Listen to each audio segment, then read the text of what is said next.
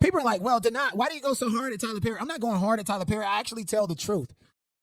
And if I did have a personal vendetta against Tyler Perry, it's because as an entertainer, as a creative person, I don't like that Tyler Perry has become a billionaire by grifting money by way and through actual writers without paying them according to the Writers Guild Association standards, according to SAG-AFTRA standards because he's using Georgia law, according to the Directors and the Producers Guild of America standards because he's using Georgia law to pay people less and want us to forget that he's paying the average person less just because he can give a bulk of money to Cicely Tyson and do more for the community than anybody else in Atlanta, Georgia, even though you're not from Atlanta, Georgia. Give Tiffany Haddish a vehicle and she got caught up for her second DUI. Come on now. Give Derek Dixon a car, and pay your actors to act in your movies a base rate of $100,000 because really and truthfully that rate and how much you actually, increase their rate is based upon the personal favors that you can get for them. That's something personal I have against anybody in a power position to move and shake. Another thing that I have against Tyler Perry is the fact that he sat up on Jimmy Fallon or Jimmy Kimmel, one of them, and sat down with Norman Lear and praised him for the big boom of African-American content in the 1970s when he himself, as somebody in film and television, should know that that boom of content in the 1970s came from Eric Montez, a young black boy that Norman Lear was allegedly grooming and sleeping with. Allegedly, I don't know how true that is.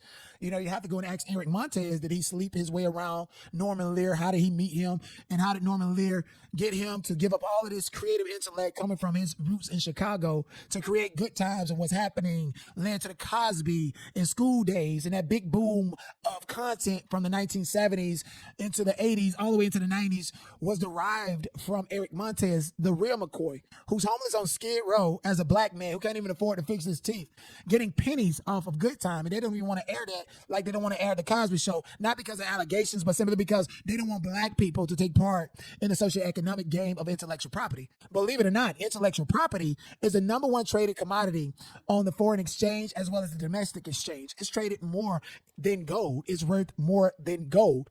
Gold is just the standard that has been completely decimated by technology. Film and television is a technology. You get what I'm saying? So money is printed out of thin air, not off the gold standard these days, but off the film and technology standard, which a lot of Jewish people own and control in Hollywood. Which brings me to this movie called Malcolm X. How many of you guys seen Malcolm X? I know a lot of you have.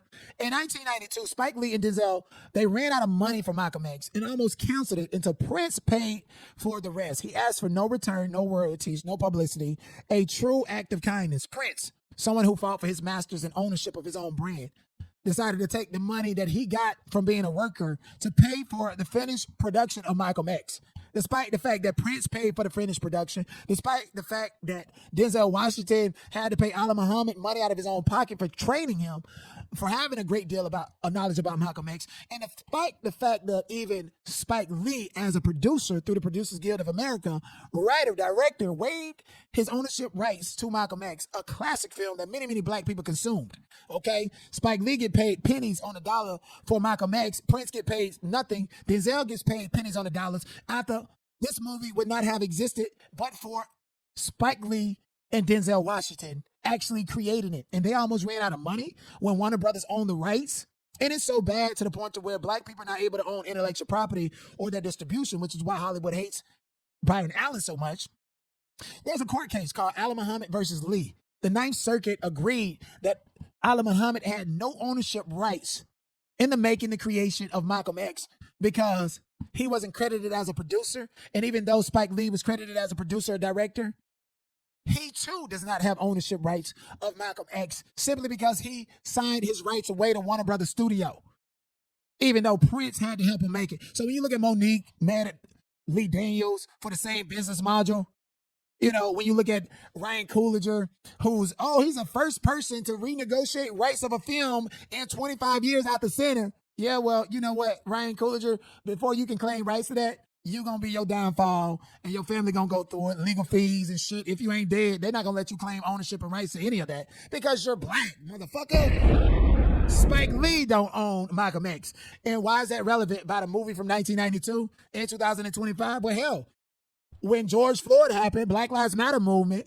Netflix had a boom and an influx and a demand for all the classic black films like Malcolm X, Juice, and all these films that would not have been created but for black producers, directors, and black talent. And it went on Netflix. And everybody knows the contract with Netflix has taken away an actor's right to earn a substantial amount of residuals. Ever since streaming came along, the residuals shrunk the fuck up. It's not like how it was back in the days. So Netflix is playing Juice, Do the Right Thing, motherfucking Crooklyn, Malcolm X, Spike Lee movie, and they're making billions of dollars on this intellectual property that Spike Lee and Denzel Washington created and almost ran out of money for, and they don't have any ownership points. That means when Netflix streamed it doing Black Lives Matter, George Floyd, only the white people and Warner Brothers Studios made money off of it, you see? And the thing about Tyler Perry, see, Tyler Perry is one of the only few people that has superseded that, even though he don't own his distribution, which means that with these allegations against him, he can't distribute his own content and make money off of it because he's a brand risk. He's a risk. Everything that he filmed and want to film is halted because he doesn't control his own distribution.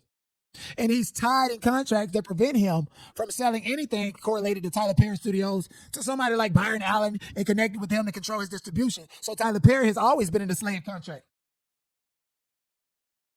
Testing 1, 2, 3. You guys can hear me? Okay, so Tyler Perry, testing 1, 2, 3. Sorry. Testing.